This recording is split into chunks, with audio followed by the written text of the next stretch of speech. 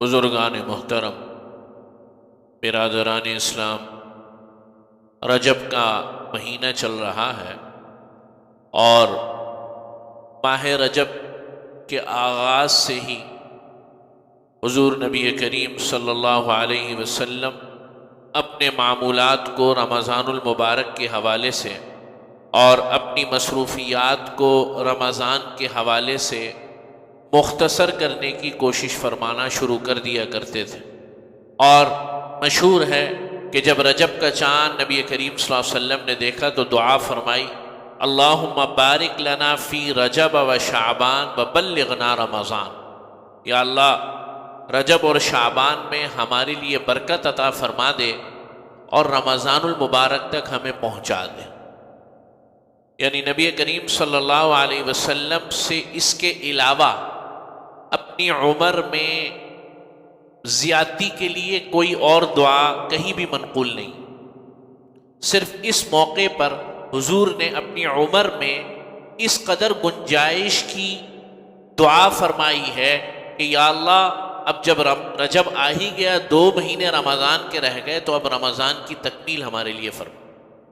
ویسے تو ماہ رجب کی فضیلت اس اعتبار سے کوئی خاص نہیں کہ کوئی خاص اعمال ہوں اور کوئی خاص عبادت ہو یا روزے ہوں، بس روایات میں یہ آتا ہے کہ نبی کریم صلی اللہ علیہ وسلم جب شعبان کا مہینہ شروع ہوتا تو روزوں کی کثرت، ویسے تو حضور ایام 20 کے روزے اور اسی طرح پیر اور جمعرات کا روزہ آپ علیہ الصلوۃ والسلام رکھتے تھے، لیکن اس کے علاوہ شعبان میں روزوں کی تھوڑی کثرت فرمایا کرتے تھے۔ البتہ ایک معاملہ ایسا ہے رجب کے مہینے کے حوالے سے جو لوگوں میں شہرت اختیار کر چکا ہے، حقیقت میں اس کا تعلق رجب کے ساتھ کوئی خاص نہیں، اور وہ ہے واقعہ معراج، کہ معراج کا واقعہ 27 رجب کو پیش آیا۔ چنانچہ کسی بھی سیرت نگار نے یا کسی بھی صحیح حدیث میں معراج کے واقعے کا 27 رجب کو پیش آنا یہ کہیں بھی منقول نہیں۔ میں واقعہ معراج کا انکار نہیں کر رہا بھائی، ذرا غور سے بات سن لیں۔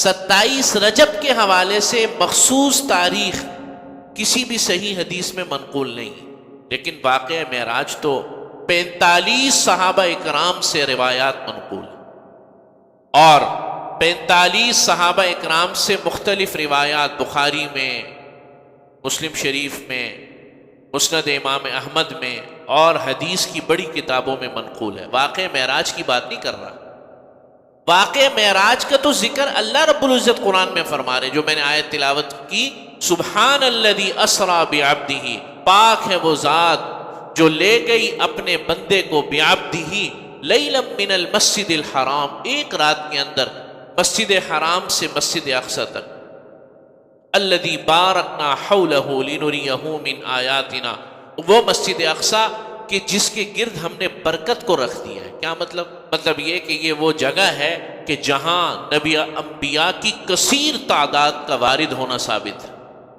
لنریہ من آیاتنا، تاکہ ہم اپنی نشانیاں اللہ کے نبی کو دکھا سکیں۔ انہ هو السمیع البصیر، بے شک اللہ تعالیٰ سننے والا اور دیکھنے والا۔ لیکن چونکہ اس مہینے میں یہ بات ڈیولپ ہو گئی کہ واقع معراج کو ذکر کیا جاتا ہے، تو اس مناسبت سے محسوس ہوا کہ ایک دفعہ آپ حضرات کے سامنے بھی مختصر واقع معراج پیش کیا جائے۔ لیکن پھر عرض کر دوں کہ 27 رجب سے اس کا دور دور کا بھی تعلق نہیں، اس لیے 27 رجب کو شب معراج منانا اور اس بات کا تقاضا کرنا کہ کوئی خاص عبادت بتائی جائے، السلام علیکم جی، کو کیا کرنا ہے بھائی، وہ زبردستی کرائیں کیا؟ ابھی جس دن آئے گا نا تو واٹس ایپ پر تانتا بن جائے گا میسیجز کا۔ تو پہلے عرض کر دوں کہ دیکھو، ہر رات قیمتی رات ہے۔ مومن اگر اپنے لیے کسی رات کو قیمتی بنانا چاہے نا تو اس کے لیے ہر رات قیمتی، شب قدر بھی اس کے لیے اتنی قیمتی ہے جتنی آج 25 رجب کی جو ابھی رات گزری ہے وہ بھی قیمتی۔ قیمتی بنانا تو اپنے اعمال کے حساب سے ہوتا ہے. اللہ کو کس کی کون سی ادا کس رات میں کس وقت کس جگہ پسند آ جائے یہ تو اللہ کے فیصلے ہیں. بہرحال میں یہ عرض کر رہا تھا 27 رجب کی رات کو کوئی خصوصی اہتمام اس نیت سے کرنا بلکہ فقہا نے منع فرمایا ہے. آپ معمول کے مطابق گزاریں. اور سب سے پہلی بات ہے کہ 27 رجب کو واقع معراج کی کوئی خصوصی یا کوئی حدیث میں کہیں ثابت بھی نہیں. اور دوسری بات یہ کہ واقع معراج جو ہے یہ نبی کریم صلی اللہ علیہ وسلم کے حق میں بہت بڑا اعزاز ہے، امت کے حق میں نہیں. امت کو واقع معراج کی بد سے جو چیزیں ملی ہیں ان میں ایک نماز ہے اور ایک نبی کریم صلی اللہ علیہ وسلم کا اللہ رب العزت سے شفاعت کی درخواست کرنا اپنی امت کے حق میں. یہ البتہ سال جو ہے وہ اکثر محدثین کے نزدیک 10 نبوی یعنی بعثت کے 10ویں سال جب نبی کریم صلی اللہ علیہ وسلم طائف سے واپس آئے تو اتنے غمگین تھے کہ آپ علیہ الصلاۃ والسلام کا اعزاز اور اکرام اللہ رب العزت نے فرمایا. دکھوں کی بھرمار تھی. حضرت خدیجہ الکبریٰ رضی اللہ عنہا کا وصال ہو گیا. ابو طالب بھی دنیا میں نہیں رہے. عام الحزن بھی اس کو کہا جاتا ہے. 10ویں سال کو نبوت کے 10ویں سال کو عام الحزن بھی کہا جاتا ہے، غم کا سال. چنانچہ اکثر محدثین کے نزدیک اسی سال کا واقعہ ہے، یہ اس کے فوری بعد کا. اور پھر جب حضور طائف سے تشریف لائے تو جسمانی غم بھی تھے اور دلی طور پر بھی حضور مغموم تھے. زیادہ تر بات یہ ہے کہ ربیع الاول کی کوئی رات تھی اس واقعے کے بعد، طائف کے بعد جو ربیع الاول آیا واقعہ طائف کے بعد. نبی کریم صلی اللہ علیہ وسلم اپنی بہن چچا زاد بہن ام ہانی کے گھر آرام کر رہے تھے رات کے وقت جب حضرت جبریل علیہ الصلاۃ والسلام تشریف لائے. آپ علیہ الصلاۃ والسلام سو رہے تھے. یہ جو اب میں مختصراً واقعہ ذکر کرنے لگا ہوں یہ حضرت مالک بن ساسا رضی اللہ تعالیٰ عنہ کی روایت ہے جو متفق علیہ روایات بخاری میں بھی ہے مسلم میں. تو فرماتے ہیں کہ نبی کریم صلی اللہ علیہ وسلم سو رہے تھے تو حضرت جبریل ٹھہر گئے کہ حضور کو اٹھایا نہ جائے. کچھ دیر گزری تو روایات میں آیا کہ آپ علیہ الصلاۃ والسلام کے پیر مبارک پر حضرت جبریل نے بوسہ لیا تو اس طریقے سے آپ علیہ الصلاۃ والسلام کی آنکھ کھل گئی. تو حضور نے فرمایا کیا بات ہے؟ فرمایا اللہ تعالیٰ آپ سے ملاقات کرنا چاہتا. یہاں آپ بات آگے بڑھانے سے پہلے یہ بھی ذرا عرض کر دوں کہ بعض لوگوں نے کہا ہے کہ یہ واقعہ معراج خواب میں ہوا. یہ بڑی عجیب بات، اس لیے کہ خواب میں تو انسان کچھ بھی سوچتا ہے، کوئی اعتراض نہیں کرتا. کبھی دیکھا آپ نے کوئی بندہ بولے میں رات کو خواب میں گیا امریکہ گیا پھر وہاں سے جرمنی گیا، اس کے بعد جرمنی سے جو ہے میں واپسی جو ہے نا ترکی سے ہوتا ہوا آیا ہوں. میں نے کہا خواب میں گیا کوئی بات نہیں چلا گیا. یہ کوئی عجیب بات تھوڑی ہے خواب میں جانا.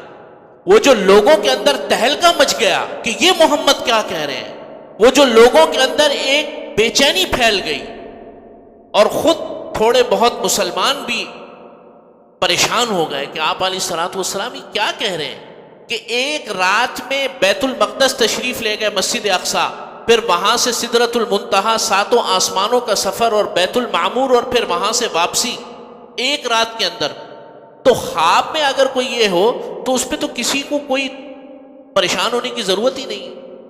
یہ جو اہل مکہ گئے بھاگے حضرت ابو بکر صدیق رضی اللہ تعالیٰ عنہ کے پاس کہ یہاں سے وار کرتے ہیں کہ یہ معاملہ ایسا ہے کہ صدیق اکبر بھی شاید متزلزل ہو جائیں اور اگر یہ ہو گئے تو محمد کی جو عمارت کھڑی ہے نبوت کی وہ ڈھہ جائے گی، نعوذ باللہ من ذالک. تو حضرت ابوبکر صدیق کے پاس تشریف لے گئے.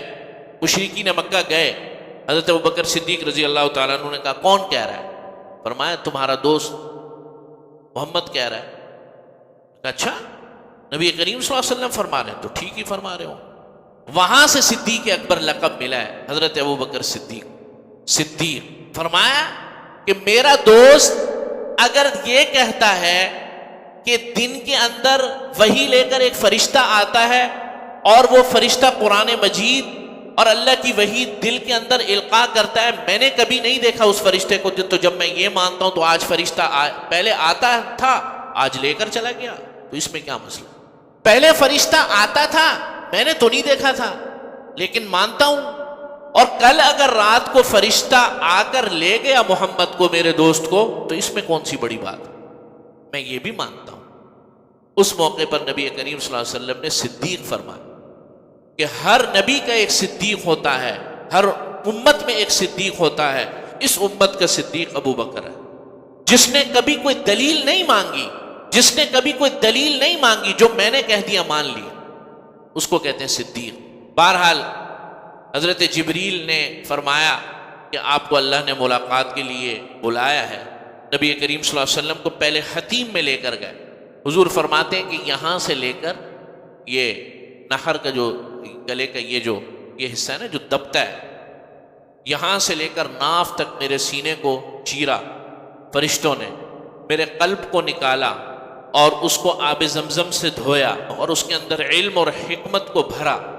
اس کے بعد دوبارہ، یہ دوسرا واقعہ ہے شق صدر کا۔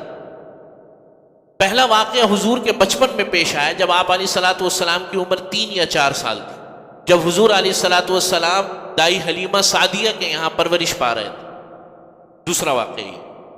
ایک موقع پر اور بھی شق صدر ہوا ہے، شق صدر ہوا اور اس کے بعد نبی کریم صلی اللہ علیہ وسلم کے لیے ایک سواری حاضر کی گئی، براق جسے کہا جاتا ہے۔ آپ علیہ الصلوۃ والسلام فرماتے ہیں گھوڑے سے تھوڑی چھوٹی تھی اور خچر سے یا گدھے سے تھوڑی سا بڑا اس کا قد و قامت تھی، اور جہاں نگاہ آخر تک جاتی تھی پہلا قدم اس کا وہاں ہوتا تھا۔ چنانچہ سب سے پہلے مسجد اقصیٰ لے جایا گیا، اور مسجد اقصیٰ لے جا کر تمام انبیاء حاضر تھے نبی کریم صلی اللہ علیہ وسلم کے اعزاز میں۔ حضرت جبریل نے اذان دی، اب نبی کریم صلی اللہ علیہ وسلم تشریف فرما ہے۔ آپ علیہ الصلوۃ والسلام تمام نبیوں کے ساتھ بیٹھے ہیں۔ حضور کو حضرت جبریل نے آگے فرمایا یہ تمام انبیاء حاضر اس لیے ہوئے ہیں کہ آپ کی امامت میں نماز ادا کر سکیں۔ آپ علیہ الصلوۃ والسلام نے تمام نبیوں کی امامت فرمائی، اور اس کے بعد سفر شروع ہوتا ہے معراج کا۔ یہ بھی معراج کا ہی حصہ ہے لیکن ابھی دنیا میں ہے۔ اس کے بعد پہلے آسمان پر نبی کریم صلی اللہ علیہ وسلم تشریف لے گئے۔ حضرت جبریل جب پہلے آسمان کے دروازے کو کھٹکھٹایا یا منادی کی تو پوچھا کون، اب وہاں پر اصول شروع ہو گئے۔ سمجھ رہے ہیں میری بات؟ فرمایا آپ کے ساتھ کون ہے؟ فرمایا محمد۔ پھر فرمایا کہ محمد کو، نبی کریم صلی اللہ علیہ وسلم کو جو ہے خوش آمدید ہو۔ پہلے آسمان پر ملاقات ہوتی ہے حضرت آدم علیہ الصلوۃ والسلام سے۔ حضرت آدم علیہ الصلوۃ والسلام ملاقات میں فرماتے ہیں مرحبا بالنبی الصالح والابن الصالح، میرے پیارے اور نیک بیٹے کو مرحبا ہو، خوش آمدید ہو، اور نبی صالح کو مرحبا ہو۔ دوسرے آسمان پر تشریف لے کر جاتے ہیں۔ دوسرے آسمان پر حضرت عیسیٰ اور یحییٰ علیہ الصلوۃ والسلام۔ تیسرے آسمان پر حضرت ادریس علیہ الصلوۃ والسلام۔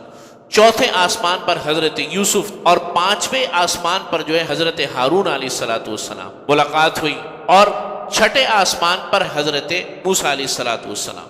تو اس کے بعد حضرت ابراہیم علیہ الصلوۃ والسلام۔ نبی کریم صلی اللہ علیہ وسلم کا سفر آگے کا شروع ہوا، سدرۃ المنتہا اور بیت المعمور۔ بیت المعمور بیت اللہ کے بالکل سیدھ میں، جو بیت اللہ کا خانہ کعبہ ہے، اس کی بالکل محاذات میں آسمان پر بیت المعمور ہے، جہاں فرشتے طواف کرتے ہیں۔ 70,000 فرشتے ایک دن میں طواف کرتے ہیں، اور دوبارہ پھر ان کا کبھی بھی قیامت تک نمبر نہیں آیا۔ آپ علیہ الصلوۃ والسلام کو بیت المعمور کی زیارت کی تو فرشتوں نے درخواست کی نیچے بھی آپ نے امامت فرمائی ہے، اب ہماری بھی امامت فرمائیں۔ نبی کریم صلی اللہ علیہ وسلم نے پھر وہاں بیت المعمور میں امامت فرمائی فرشتوں کی۔ اس کے بعد حضرت جبریل، مختصراً عرض کر رہا ہوں، حضرت جبریل علیہ الصلوۃ والسلام نے سدرۃ المنتہا وہ دکھایا آپ علیہ الصلوۃ والسلام کو۔ یہ سدرۃ المنتہا وہ جگہ ہے جہاں اللہ رب العزت سب سے اعلیٰ ترین جنت کو قائم فرمائیں گے یا ہوگی۔ حضور، بعض روایات میں آیا کہ آپ علیہ الصلوۃ والسلام نے جنت اور جہنم کا مشاہدہ کیا۔ جنت میں حضرت ابو بکر صدیق رضی اللہ تعالیٰ عنہ کا محل دیکھا، حضرت عمر کا محل دیکھا، حضرت بلال کا محل دیکھا۔ تو وہ روایات میں آیا نا ایک جگہ پر کہ حضور نے فرمایا عمر میں نے تیرا گھر دیکھا، محل دیکھا، بڑا خوبصورت دلکش، تو میں نے ارادہ کیا میں بھی جا کر ذرا دیکھوں، لیکن تمہاری غیرت جو ہے نا وہ آڑے آ گئی، تم ہو بڑے غیرتی انسان، کہیں برا نہ منا جاؤ میری عدم موجودگی میں میرا گھر دیکھا۔ تو حضرت عمر رضی اللہ تعالیٰ عنہ کی چیخ نکل گئی، رونے لگے، یا رسول اللہ یہ سب آپ کے طفیل تو ہے، میں آپ پر غیرت کھاؤں گا، یہ سب آپ کے قدموں تلے تو ملا ہے ہمیں۔ بہرحال نمازیں عطا فرمائی گئیں جو امت کے لیے اس واقعے میں جو چیز ہے اصل، 50 نمازیں عطا فرمائیں۔ واپسی تشریف حضرت موسیٰ علیہ السلام سے ملاقات، جس طرح تشریف لے کر گئے تھے ہر نبی سے ملاقات ہوئی، واپسی پر بھی ہر نبی سے ملاقات ہوئی۔ یہاں چھٹے آسمان پر حضرت موسیٰ علیہ السلام نے فرمایا کہ کیا معاملہ ہوا؟ فرمایا 50 نمازیں عطا فرمائی گئی۔ فرمایا میری امت نے تو 3 نہیں پڑھی، آپ اس کو کم کروا کے لائیں، اللہ سے درخواست کریں۔ گئے 45 ہوئی، 9 دفعہ چکر لگایا نبی کریم صلی اللہ علیہ وسلم نے، 5 رہ گئی۔ 5 پر بھی حضرت موسیٰ نے فرمایا کہ نہیں یہ بھی زیادہ ہے، آپ تشریف لے جائیں۔ فرمایا نہیں اب مجھے حیا آتی ہے۔ آسمان سے ندا آئی کہ ہیں 5 ہی لیکن ثواب 50 کا ملے۔ اللہ نے جو بات کہہ دی وہ کہہ دی، اور اسی ملاقات میں اللہ رب العزت نے فرمایا کیا لائے ہیں میرے لیے؟ نبی کریم صلی اللہ علیہ وسلم نے فرمایا آپ کے لیے عاجزی لے کر آئے ہوں، عبدیت لے کر آئے ہوں، کیونکہ یہ وہ چیز ہے جو آپ کے پاس نہیں ہے، عبدیت کا تحفہ آپ کے لیے لے کر آئے۔ اللہ نے فرمایا کہ اب آپ کیا مانگتے ہیں؟ تو نہ اپنے صحابہ کے لیے کچھ مانگا، امت کے لیے مانگا۔ فرمایا ہم نے آپ کی آدھی امت کی مغفرت فرما دی۔ اللہ کے نبی صلی اللہ علیہ وسلم نے فرمایا آدھی نہیں، مجھے پوری امت کے لیے شفاعت کا حق نصیب فرمائے، پوری امت کے لیے سفارش کروں گا، یہ حق نصیب فرمائے۔ نبی کریم صلی اللہ علیہ وسلم کو اللہ نے پوری امت کے لیے شفاعت کا حق نصیب فرمایا۔ اچھا چلیں، جیسے آپ راضی ہم آپ کو راضی کریں۔ یہ حضور کا اکرام ہو رہا ہے، حضور کا کیا ہو رہا ہے؟ اکرام ہو رہا ہے۔ اسی لیے آپ علیہ السلام نے فرمایا شفاعت امتی لأہل الکبائر، میری جو شفاعت ہے میرے امتیوں کے لیے وہ اہل کبائر کبیرہ گناہ والوں کے لیے۔ تو یہ سب کچھ حضور علیہ السلام کے طفیل ہمیں ملا۔ اس واقعہ معراج میں 2 چیزیں ہمارے لیے سمجھنے کی ہیں۔ واقعے کی اور بہت تفصیلات ہیں، اتنے کم وقت میں عرض کر بھی نہیں سکتا، لیکن ان تفصیلات میں جو سب سے بنیادی چیز ہے وہ یہ ہے کہ اللہ رب العزت نے نبی کریم صلی اللہ علیہ وسلم کے طفیل ہمیں نماز عطا فرمائی۔ سفر شروع ہو رہا ہے نماز سے، بلکہ میں ایک بات عرض حتیم میں بھی جب آپ علیہ السلام نے سفر شروع کیا تو یہاں بھی نوافل ادا فرمائے۔